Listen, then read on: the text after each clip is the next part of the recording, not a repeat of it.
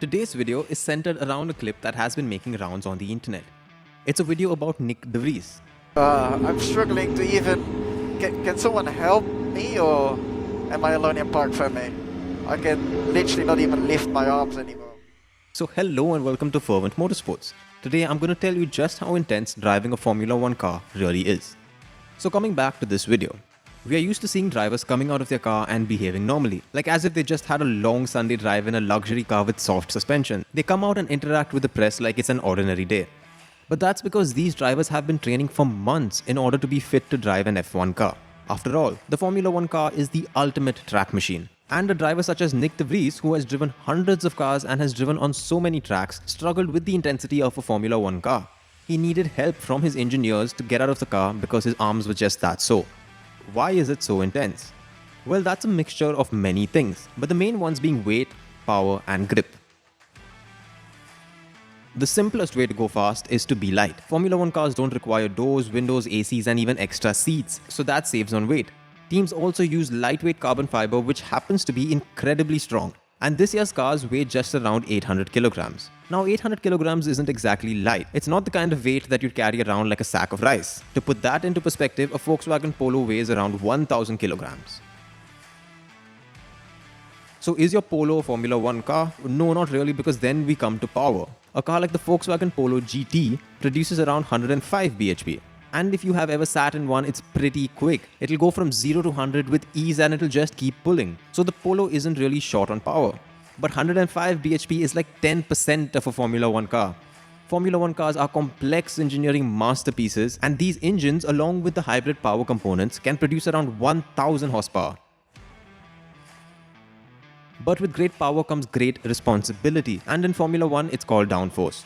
The complex wings that you see in the front or on the back or even on the sides, well, they are all there to make sure that your car sticks on the ground. Otherwise, a car with such deep power reserves and such little weight would surely just fly off the track. These wings help the car stick to the ground and make sure that the car doesn't slide off in high-speed turns. So why is it tough? Well, the combination of weight, power and downforce means that Formula 1 cars perform like nothing you have ever seen. They can hit speeds of around 350 km per hour on the straight sections of the track, and they can take turns at around 300 km per hour. Under heavy braking, a normal car would experience around 1 G of force. Astronauts experience around 3 Gs of force when their space shuttle leaves the Earth for outer space. Now, around high-speed turns and heavy braking, a Formula 1 driver can experience around 6.5 Gs of force. Yes, more than the astronauts when they're taking off from the Earth. So throughout a lap in Formula 1, you're experiencing massive G-forces, you're sitting in front of an engine that belts out around 1000 horsepower, and it also gets really hot. And don't forget, you're going around 300 plus kilometers per hour while trying to race all of the other cars around you. So it is pretty intense. Now getting back to this clip of Nick de Vries, let me give you some more perspective. At the Formula 1 race in Italy, Alex Albon, who is a Williams driver, had to undergo emergency appendix surgery.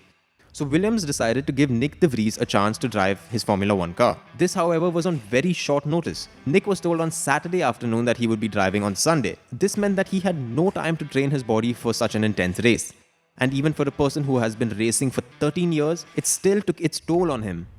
Now, with the rise of the internet and free-flowing media, we often forget just what a feat these drivers actually undergo every time they step into a Formula 1 car. Deceiving camera angles and flashy reels don't really do justice to just how intense it is to drive a Formula 1 car. The next time you watch a race, remember this. A Formula 1 car isn't like a Rolls Royce. Teams don't really give a damn about drivers' comfort, they only care about their driver's safety.